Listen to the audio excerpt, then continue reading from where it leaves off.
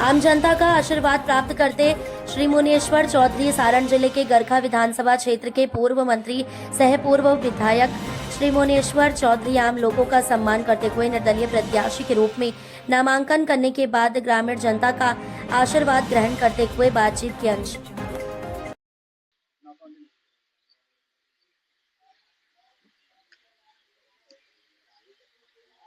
जी नमस्कार, मैं Jayram Prasad Yadav, Satyarth news bureau chief Saran Chhapra.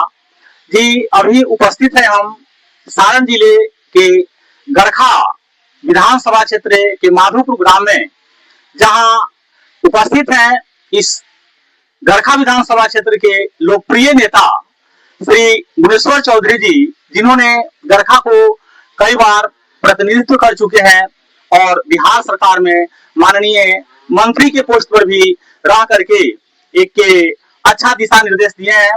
आइए बात करते हैं इनसे। जी सर नमस्कार, सत्यार्थ न्यूज में आपका स्वागत है। आपको भी बहुत बहुत नमस्कार। साथ में दीपावली और छठ की भी आपको हार्दिक बधाई।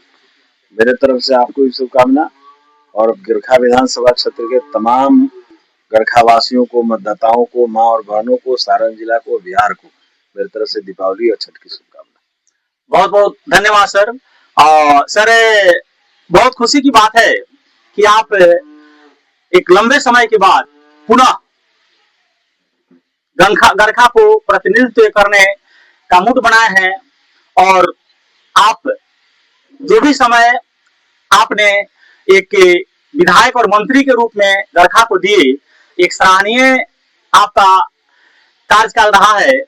इस बार आप गरखा के लिए क्या मूड बनाए हैं? देखिए, हमारा कोई मूड नहीं है, जनता मालिक है, उसके मूड के अनुसार हम चलते हैं।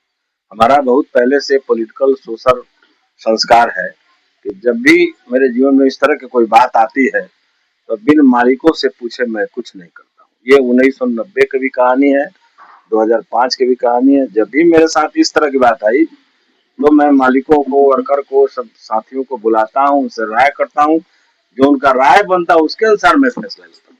2025 में इसी तरह की स्थिति आ गई और ऐसी स्थिति आ गई कि ऐसा स्थिति हमने कभी नहीं देखा। दो बात का, एक तो इलेक्शन कमीशन ऑफ इंडिया पर मेरा कोई कमेंट नहीं है, लेकिन ये मेरे मन की बात है कि इतना शॉर्ट टाइम का चुनाव इस तरह 6 तारीख की घोषणा करना, 10 को नोमिनेशन कराना, ये हम लोग को हजम नहीं हुआ। चीज का संवैधानिक संस्था है मेरा, उसमें कोई टीका टिप्पणी है। ऊपर के जो किसी दल के नेता हो, चाहे महागठबंधन को हो या एनडीए के लोग हो, सभी लोगों ने अभ्यर्थियों के चयन में इतना विलम्ब कर दिया कि सबका पसीना गिर गया। चीज का ये ऐसा नहीं होना चाहिए। टाइम पर किसी भी लड़ने वाले को समय पर उसका घोषणा करने से समय पर टाइम होना चाहिए, नहीं हुआ। चलिए, हम लोग को भी टाइम नहीं हुआ। अब मेरी जहां तक बारी इस माने में, तो हम तो एनडीए घटक थे, हमने 4.5 साल से जदयू के हम पार्टी में थे, प्रदेश के उपाध्यक्ष भी थे और इस हिसाब से मैं घटक दल का के रूप में एनडीए के रूप में मैं काम करता था। पिछला जो पार्लियामेंट का चुनाव हुआ 2024 में, आदरणीय श्रीमान राजीव प्रताप गुरु जी के लिए मैं जितना बन पड़ा ईमानदारी और तत्परता से काम किया जिसका, तो ये हम लोग का पॉलिटिकल संस्कार है। अब इस संस्कार के तहत जो चुनाव आया गरखा सेगमेंट का, तो हमें था कि हम जिस दल में है हमको देगा। उस दल से पता नहीं अब क्या हो गया, मुझे नहीं मालूम। तो फिर हम व्यक्तिगत आपकी इच्छा व्यक्त करते हैं कि घटक दल में थे, रूडी जी से हमारा संबंध अच्छा रहता है। हमारी इच्छा थी या तो जदयू दे दे या भाजपा ही दे दे, हम उससे भी लड़ेंगे, हमको कोई किसी तरह का परहेज नहीं है। तो पता नहीं जदयू भाजपा में क्या हो गया कि बात बिगड़ गई, और बिगड़ गई तो तीसरा आदमी उसे टपक करा। जैसे देहात में कहानी हम लोग कहते हैं कि 2 बिल्ली लड़ रही थी आपस में, एक बानर आया, बानर अपना उपाय कर लिया। अब इसमें 2 जदयू और भाजपा के बीच में तीसरा लोजपा ले लिया। तो चलिए, लोजपा भी लिया तो घटक ही दल था, इसमें से किसी को मिल जाए। गरखा में जो भी कोई इस लायक उम्मीदवार हो, लोजपा उसको देता, तो हम लोग ईमानदारी के साथ बोलते हैं कि हम लोग साथ रह के निभाने का काम करते हैं। हमारा जहां तक सवाल है, तो लोजपा में गया तो मैं लोजपा करजाले में गया, तो हमने अपनी दावेदारी की बात कही, लेकिन वहां का माहौल देखे तो हमारे जीवन में ऐसा माहौल मैं कभी स्वीकार नहीं किया। हम उस रास्ते के राही भी नहीं है। हमने अपने टिकट देने के बारे में कभी किसी को पैसा नहीं दिया और ना ही इस तरह का कोई मोल जोल हमने किया। हमें बहुत नगवार लगा हम वहां से हटे, चल दिए। बाद में जहां हम जाना था प्रयास किया, लेकिन हमारे प्रयास के पहले वो सिंबल 2 बजे रात के दे दिया, तो हमें बड़ा अटपटा लगा चीज का। हम मालिक लौटे और मैंने अपनी व्यक्तिगत इच्छा व्यक्त की कि मैं चुनाव नहीं लड़ूंगा भाई, इस माहौल में चुनाव लड़ना ठीक नहीं है। पर हमारे शुभचिंतक साथी लोग थोड़ा बेचैन हो गए। इसलिए बेचैन हो गए, यहाँ महागठबंधन का जो उम्मीदवार है, चाहे माननीय विधायक है, उनके आचरण से, उनके व्यवहार से, उनके काम से, उनकी बोली और विचार से सभी लोग रुष्ट हैं। ये छोड़ दिए एनडीए के लोग, जो महागठबंधन के लोग हैं, जिन्होंने उनको वोट दिया था, चुनाव जीता था, वो लोग 100 में 80% उनसे नाराज लोग हैं।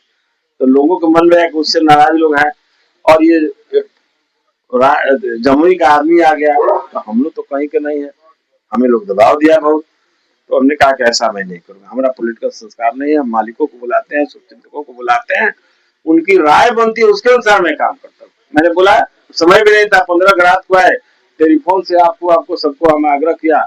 मेरा गर्व है इस बात के लिए कि यहाँ की जनता लोग, यहाँ के शुभचिंतक लोग, मेरे फॉलोअर लोग इतना मेरा ऑनर करते हैं, इतना ऑनर किया कि मात्र मामूली सा टेलीफोन पर लमसम 700 आदमी जुट गया। और जुटा तो लोग अपनी बात बोला, तो हमने कहा कि देखिए भाई, मैं संतुष्ट नहीं हूँ, मेरा पेट नहीं भरा। पेट इसलिए नहीं भरा कि जब तक हम संतुष्ट नहीं होंगे तब तक हम चुनाव लड़ने की बात नहीं बोलेंगे, क्योंकि हम कुछ ठोकर खा जाते हैं, खाए भी हैं। आप पक्का इरादा करिए कि चुनाव लड़ना है तो मैं बिल्कुल फूकूंगा, नहीं तो आगे चढ़ा कर हमको पीछे घींचने वाला काम मत करिए। लोगों ने कसम खाया, सब संकल्प लिया, तो वहाँ हो गया। 16 तारीख की घोषणा हो गया। मुझे 16 को नॉमिनेशन करना था, अब 17 को हम लोग नॉमिनेशन किया। उनके आदेश पर एक दिन में मीटिंग हुई, एक दिन में नॉमिनेशन किया। ईश्वर की कृपा, यहाँ के मालिकों को मैं चरण छू के प्रणाम करता हूँ, यार इस धरती का मैं प्रणाम करता हूँ जिन्होंने हमको 5 पद पर एमएलए बनाया। मैं इस गुण को कभी नहीं बोलता हूँ, नहीं बोलूंगा।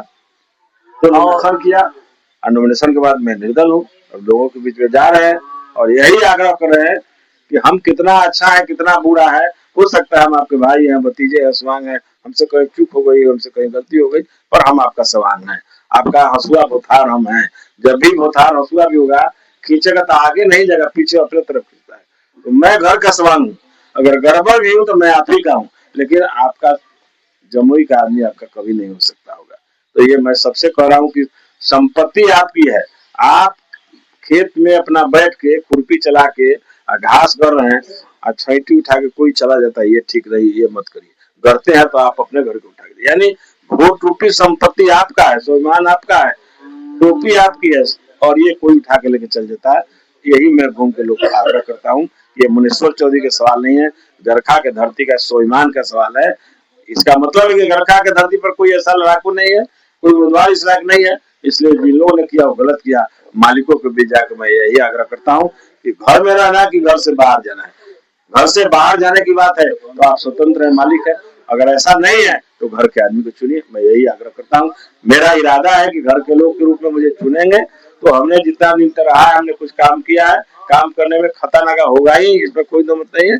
आएंगे तो जो हमसे कहीं खता नागा हुआ होगा, या कमी बेसी हो गई, या किसी तरह के समरसता में कमी होगी, मैं उसे पूरा करने का काम करूँ, यही मेरा संकल्प। सर, जो आपकी व्यथा थी, आपने उस व्यथा को आम जनता को, हमारे दर्शकों को सुना करके अगला प्रश्न जो बनता था, उस प्रश्न का आंसर आप दे चुके हैं, उत्तर दे चुके हैं। आपको जानने की आवश्यकता नहीं, क्योंकि आपने इस गरखा को 5-5 बार अपनी प्रतिनिधित्व दे चुके हैं। अंतिम एक क्वेश्चन बनता है सर, आम जनता का आशीर्वाद रहा, साथ रहा, तो आप इस बार गरखा को क्या देना चाहेंगे? गरखा का स्वाभिमान जो घट गया है वो पहले मैं लाऊंगा। मेरे इलाके में, मेरे पीरियड में कितना कोई हमसे दूर रहता था, अलग रहता था, समीप रहता, ये सवाल नहीं है। मेरा ये सवाल है कि मेरे पीरियड में कोई प्रशासन का औकात नहीं था कि हमारे जनता मालिक को कोई बेइज्जत कर दे, अपमान कर सके और उनको उनकी बात को इनकार कर सके। ये घट गया है, ये नहीं है चीज का। मेरे जीवन की अजीब अजीब कहानी है। मैं पहला काम करूंगा कि जो ये तारतम्य टूट गया है, गरखे में जो जमीन का लूटपाट की स्थिति हो गई है, बिना पैसा का, बिना मूल जोल का काम नहीं होता है, या हमारे जनता मालिक जो हमें 5 साल की चाबी देता है, मालिक बनाता है, असली मालिक तो वही है। 5 साल का बंधक मालिक बनाता है, और उस रूप में हम इनका जुगाने का काम करेंगे। जो नहीं होता है उसको वापस लाने का काम करेंगे। सर, मेरे चैनल के माध्यम से क्या संदेश देना चाहेंगे गरखा को आप? गरखा मेरा आबाद रहे, गरखा के स्वाभिमान बचे, गरखा की धरती का अपमान कोई न करे, हमारी धरती का इस तरह कोई क्रूर मजाक मत करे। गरखा शहीदों की धरती है, स्वाभिमान की धरती है, बुद्धिजीवियों की धरती है। सब तरह से यहाँ संपन्न लोग हैं, पॉलिटिकली, सोशली। लेकिन अगर ऊपर के लोग ऐसा करते हैं तो मैं तो यही समझता हूँ कि गरखा के आम आशीर्वाद के स्वाभिमान के खिलाफ बात है। इसका हम लोग का जवाब देना चाहिए, ताकि कोई भी नेता इस तरह का अपमान गरखा के लोगों को नहीं कर सके। बहुत बहुत धन्यवाद। तो आप सुन रहे थे गरखा विधानसभा के पूर्व विधायक सह पूर्व मंत्री श्री मुनीश्वर चौधरी जी को, जिन्होंने अपनी व्यथा और अपनी मांग हमारे दर्शकों के बीच, आप दर्शकों